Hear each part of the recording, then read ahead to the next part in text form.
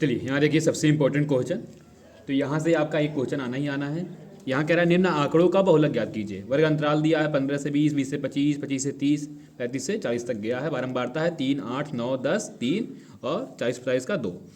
तो कैसे इसे सॉल्व करना है स्टेटमेंट के साथ ध्यान से देखिएगा। सबसे पहले लिखेंगे यहाँ अधिकतम वर्ग बारंबारता 10 है तथा इस बारंबारता का संगत वर्ग 30 से 35 है।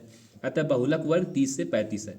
अतः बहुलक वर्ग की निम्न सीमा यल बराबर 30, वर्ग की माप यच बराबर 35 माइनस 30 बराबर 5, इतना निकाल लेंगे। उसके बाद से बहुलक वर्ग की बारंबारता यह बराबर 10, फिर बहुलक वर्ग से ठीक पहले वाले वर्ग की बारंबारता निकाल लेंगे f1 बराबर 9 और बहुलक वर्ग से ठीक बाद वाले वर्ग की बारंबारता f2 निकाल लेंगे तो ये 3। तब बहुलक बराबर L plus F minus f1 upon 2f minus f1 minus f2 into यच।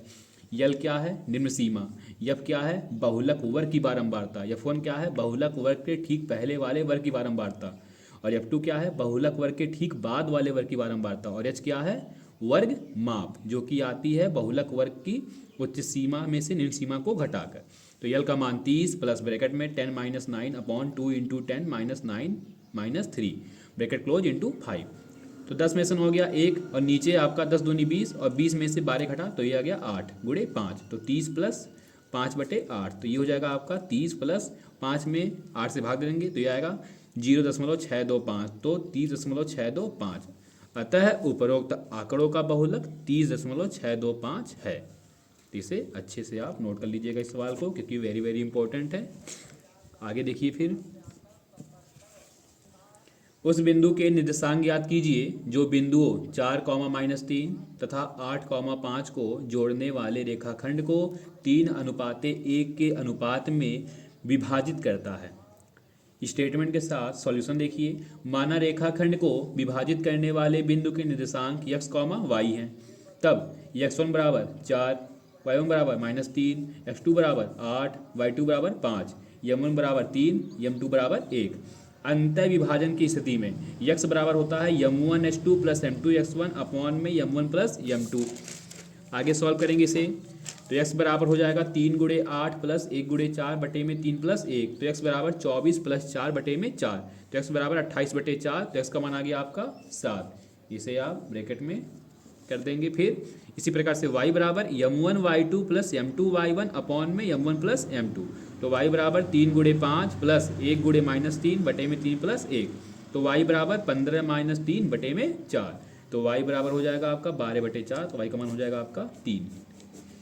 लास्ट में लिख देंगे कि अतः रेखाखंड को विभाजित करने वाले बिंदु के निर्देशांक 7, 3 हैं। अगला प्रश्न कह रहा है कि y के वे मान ज्ञात कीजिए जिसके लिए बिंदुओं 5, -3 और 13, y के बीच की दूरी 10 मात्रक है। इसे सॉल्व करेंगे तो दो बिंदुओं के बीच की दूरी के सूत्र d बराबर √x2 - x1 whole square plus y2 - y1 के होल स्क्वायर से दिया है। यहाँ d बराबर 10 मात्रक, x1 बराबर 5, x2 बराबर 13, y1 बराबर -3, y2 बराबर y। उपयुक्त मान रखने पर तो 10 बराबर कैडी में 13 - 5 का स्क्वायर प्लस y प्लस 3 का होल स्क्वायर दोनों पक्षों का वर्ग करने पर ये आपका हो जाएगा 10 का स्क्वायर बराबर 8 का स्क्वायर प्लस y प्लस 3 का होल स्क्वायर। जब इसे सॉल्व करेंगे तो ये जाएगा 100 बराबर 64 plus y square plus 9 plus 6y फिर y square plus 6y plus 73 minus 100 बराबर 0। समीकरण बनेगा y square plus 6y minus 27 बराबर 0। 6 को ऐसा तोड़ना है कि गुणा करने पर 27 आए, जोड़ने घटाने पर 6 आए तो 9 3 27 और 9 में 3 गया 6। फिर आपका समीकरण बन जाएगा एक ब्रैकेट में y प्लस 9 दूसरे में y माइनस 3। यदि y प्लस 9 बराबर 0 तो y बराबर -9, यदि y माइनस 3 बराबर 0 तो y बराबर 3। अतः y के मान 3 तथा -9 हो सकते हैं। फिर द्विघात बहुपद 3x² - x -4 के शून्यक ज्ञात कीजिए और शून्यांकों तथा गुणांकों के मध्य संबंध की सत्यता की जांच कीजिए। ये भी आपका इंपॉर्टेंट क्वेश्चन है। इसके ऊपर एक क्वेश्चन आपकी आने की प्रबल संभावना है। तो दिया गया बहुपद f(x) बराबर 3x² - x -4 इसे सॉल्व करेंगे तो सॉल्व करने पे आपके दो मान आएंगे। एक आएगा 3x - 4 एक ब्रैकेट में और सेकंड ब्रैकेट x + 1। अब f(x) बराबर 0 के लिए तब x + 1 और इन ब्रैकेट 3x - 4 बराबर 0। फिर यदि x + 1 बराबर 0 तो x बराबर -1 और 3x-4 बराबर 0, तो x बराबर 4/3। x के 2 मान आ गए आपके, एक -1 और दूसरा आ गया आपका 4/3। आगे देखिए, आगे लिखेंगे कि बहुपद 3x² -4x -4 के शून्यक -1 व 4,3 है। अब शून्यकों का योग बराबर -1 + 4/3, तो ये आपका आ जाएगा क्रॉस सेक्शन करने पे -3 + 4/3, तो 1/3। अब 1/3 को हम लिख सकते हैं माइनस बाहर और इन ब्रैकेट में -1/3, क्योंकि माइनस माइनस मिलकर प्लस ही हो जाएंगे। और यहाँ आप देखेंगे -1 को, तो यहाँ देखिए इसका गुणांक क्या है, 1। तो ये हो गया आपका -s का गुणांक बटे में s² गुणांक, यही हो गया दोनों के मध्य में संबंध। इसी प्रकार से शून्यकों का योगफल बराबर -1 × 4/3 बराबर -4/3, और -4 क्या है आपका अचर पद, तो ये हो गया बराबर अचर पद बटे s² का गुणांक। तो इस प्रकार से आप इसको सिद्ध कर सकते हैं, दोनों के बीच में जो संबंध है उसे आप दिखा सकते हैं। यहाँ देखिए बहुत ही इंपॉर्टेंट सवाल कह रहा है, निम्न रैखिक समीकरण युग्म को हल कीजिए। दिया है 0.2x + 0.3y बराबर 1.3, और दूसरा दिया है 0.4x + 0.5y बराबर -0.7।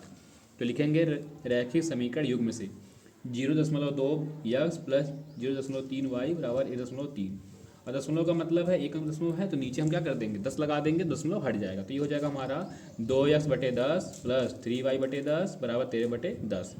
यहाँ से दोनों में पदों में 10 है, 1/10 है, तो 1/10 कॉमन लिया, तो ये हो गया 2x, यहाँ हो गया 3y बराबर 1/10 गुणे 13 से ले सकते हैं, तो 1/10 से 1/10 कट गया, तो ये हमारा बचा 2x + 3y बराबर 12, समीकरण नंबर 1।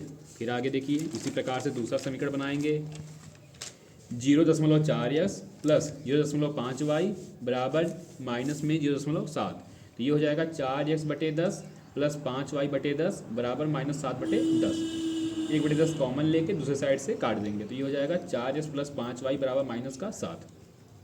अब समीकरण 1 में 2 से गुणा करने पर, तो समीकरण 1 है हमारा 2x + 3y बराबर 12, गुणा करेंगे तो ये हमारा हो जाएगा 4x + 6y बराबर 24, समीकरण नंबर 3। अब समीकरण 2 तथा समीकरण 3 को विलोपन विधि से हल करने पर, तो ये हो गया हमारा 4x + 5y बराबर -7, और दूसरा हो गया 4x + 6y बराबर 24। जब घटाएंगे तो चिन्ह बदलेंगे, तो ये माइनस, यहाँ भी माइनस और यहाँ भी माइनस, तो x से x वाला पद कट जाएगा, यहाँ आएगा हमारा -y बराबर -31, तो y का मान आ जाएगा आपका 31।